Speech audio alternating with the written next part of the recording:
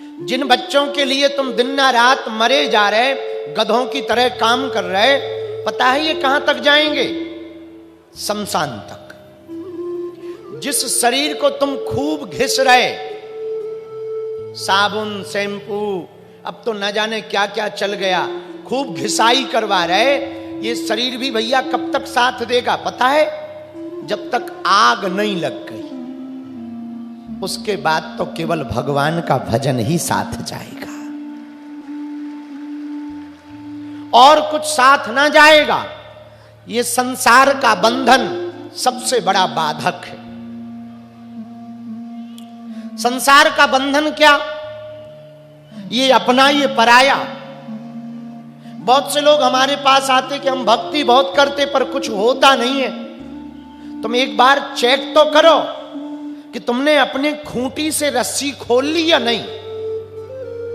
आगे तभी बढ़ पाओगे जब आपका बंधन खुलेगा। वृंदावन में दो मित्र थे। एक दिन दोनों ने भांग पी ली। अच्छा, वो दोनों मित्र गए थे आम गांव से। एक का नाम चंगीलाल, दूसरे का नाम मंगीलाल, और दोनों आम गांव के। वृंदावन गए और वृंदावन में पी ली भांग। अब नाव पर शाम को बैठे तो आपस में बात करने लगे। एक बात बताओ जी, जमुना जी कहां गई? बोले भैया दिल्ली। तो बोले दिल्ली अपन को चलना है? दूसरा बोला चलना है।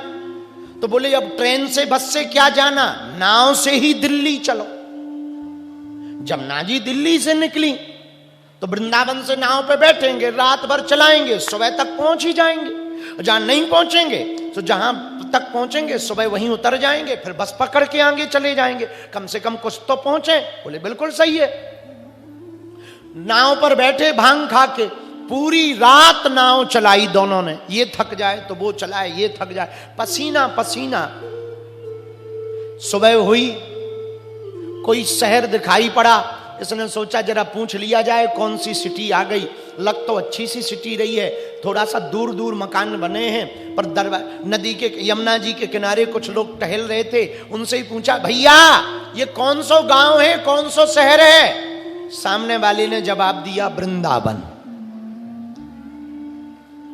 अब दोनों का दिमाग खराब। एक दूसरे से पूछे कि रात को चले कहां से थे? बोले वृंदावन से।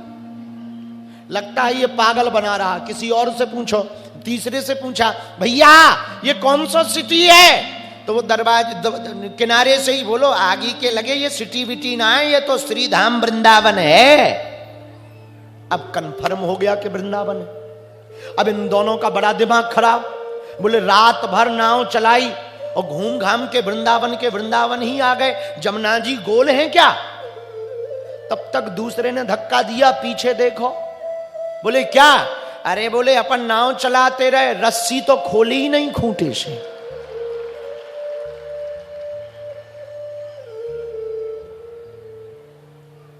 यही हम लोगों का हाल है। मोह का बंधन खोलते नहीं है और जिंदगी भर हरे राम राम राम हरे हरे, हरे कृष्णा हरे कृष्णा। अरे भाई, मोह का बंधन खोलो, परमात्मा से मोह जोड़ो। संसार से नाता तोड़ने की आवश्यकता नहीं है, भगवान से नाता जोड़ने की आवश्यकता है। यह सबसे बड़ा कारण है भगवान को ना पाने का। समझ गए? दूसरी बात, यह प्रश्न विनीत कुमार जी ने किया है। विनीत कुमार, दूसरा उत्तर सुनो। संसार का बंधन है पर भैया दिखाई नहीं पड़ता, क्योंकि यहां ना मन का अटैचमेंट है, और मन का अटैचमेंट बड़ा खतरनाक है। बाहर की रस्सी तो काटना सरल है, अंदर के प्रेम की रस्सी को, ये अटैचमेंट की रस्सी को तोड़ना बड़ा कठिन है। एक गांव से क्या, एक आदमी का नाम था चंगीलाल। ऊंट लेके जा रहा था। एक रात रुका एक जगह, रस्सियां निकाली, ऊंटों को बांधने लगा। एक रस्सी कम पड़ गई तो सामने झोपड़ी में एक महात्मा रहते थे, सोचा इनके पास कोई रस्सी होगी, तो गया महाराज हमारे पास 20 ऊंट हैं, 19 ऊंटों को बांध दिया, लगता है एक रस्सी कहीं गिर गई है, एक रस्सी कम पड़ गई, एक रात के लिए आप दे दो, कल मैं वापस दे दूंगा। महात्मा बोले हम तो फकीर आदमी, हम पे रस्सी क्या, लंगोटी ही नहीं है। नांगा बाबा लंगोटी भी नहीं है, रस्सी कहां से दे दें। अब आदमी बड़ा परेशान, क्या किया जाए। महात्मा ने कहा भैया रस्सी तो नहीं है पर एक रास्ता है। बोले क्या? बोले रस्सी नहीं है तब भी ऊंट बांधा जा सकता। बोले कैसे? बोले ऊंट के गले में झूठ मूठ का हाथ लगाओ, झूठ मूठ का खूंटा गाड़ो और झूठ मूठ का बांध दो। तो बोले महाराज ऊंट ऐसे कैसे बंध जाएगा? बोले तुम्हें पता है कि रस्सी नहीं है, ऊंट को थोड़ी पता है। बोले ये बात तो सही है। वो आया, उसने झूठ मूठ का खूंटा गाड़ा, झूठ मूठ के गले में हाथ लगाया और सच में ऊंट बैठ गया। इसने कहा बड़ी गजब की तरकीब, लगता है बाबा कोई मंत्र जानता है, जादू जानता है। सुबह हुई, बाकी ऊंटों की रस्सी खोली, सब 19 ऊंट चले गए। 20वें ऊंट को खूब लाठी मारी, वो उठे ही ना, थप्पड़ मारा उठे ही ना, पेनिया मारा उठे ही ना। अब इसे बड़ी टेंशन कि ये ऊंट उठ क्यों नहीं रहा, लगता है बाबा ने कोई जादू कर दिया। भागा भागा गया, महाराज हमने एक रात के लिए बैठने कहा था, अब तो वो ऐसा बैठ गया कि उठ ही नहीं रहा। महात्मा बोले रस्सी खोली? व्यक्ति बोला बांधी नहीं थी, खोले क्या? ए मूर्खा चंदा, जैसी बांधी थी वैसे ही खोल। बोले झूठ मूठ की बांधी थी? बोले झूठ मूठ की खोल। और जैसे ही वो गया तो सच में उसने झूठ मूठ की खोली, ऊंट उठ गया। अब बताओ, रस्सी थी नहीं पर ऊंट बंधा रहा, और ऊंट रस्सी खोली नहीं पर ऊंट उठ गया। इसका अर्थ क्या है? इसको कहते हैं मन का बंधन। काहे का बंधन? अरे बोलो ना, मन का बंधन। भगवान की प्राप्ति में ये मन का बंधन सबसे बड़ा कारण है। दूसरा कारण है मोह माया। क्या? जोर से बोलो। तो बंधन तो मोह में ही है, पर एक है माया। ये माया क्या है? मां माने नहीं, या माने जो, जो नहीं है वही माया है। सबई नचावत राम गुसाई, बंधो कीट मरकट की नाई। सबको राम जी नचा रहे हैं। जैसे बंदरों को मदारी नचाता है, वैसे ही हम लोगों को भगवान नचा रहे। अच्छा, ये माया क्या है?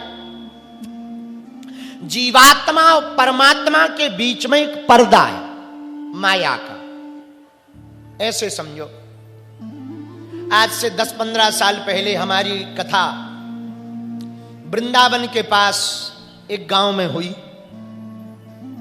बहुत पुरानी बात है, ध्यान से सुनना तुम्हें समझ में आ जाएगा। वृंदावन के पास में हमारी कथा हुई। वहां पर सुबह के समय कथा थी, और सुबह के समय की कथा में 4 कलाकार थे। पर लेकिन उसी के बगल में एक दूसरी जगह हमारी कथा थी भैया। हम शाम के समय वहां कथा करने जाते थे, सुबह वृंदावन के पास। दोनों की दूरी थी लगभग 60 किलोमीटर। अच्छा, उस जमाने में हम पे गाड़ी तो थी नहीं, तो किराए की एक ओमनी गाड़ी चलती थी। ओमनी जानते हो? एक मारुति वैन चलती थी जो गैस सिलेंडर से चलती थी। अच्छा, बंद हो जाए तो धक्का दो, गैस जम जाए तो फूंको, बड़े लफड़े होते थे। एक गाड़ी थी किराए की ओमनी वैन, उसी में पूरे कलाकार भरे, उसी में हम भरे।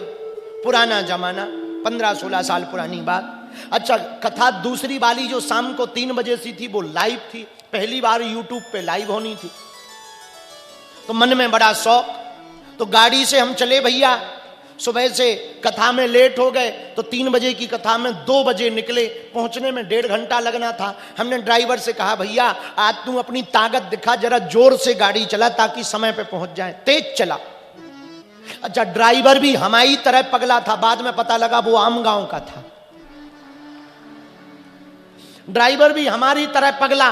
उसने भैया इतनी जोर से गाड़ी चलाई, गाड़ी की स्पीड ही 80 की थी, 80 की स्पीड में ही फुल एकदम ऐसी कपे जैसे बुखार लग गया, वाइब्रेशन मोड में।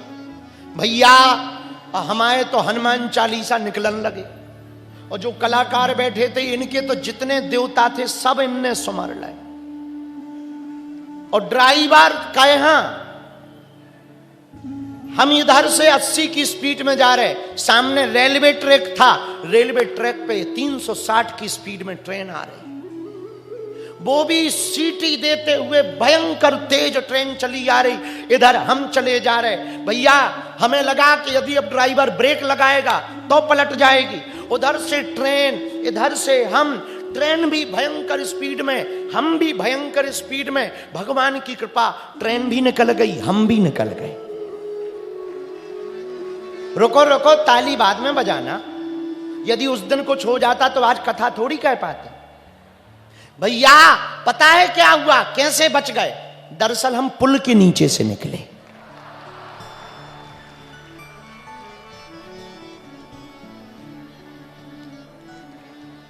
ट्रेन भी निकल गई, हम भी निकल गए, वो ऊपर से निकल गई, हम नीचे से।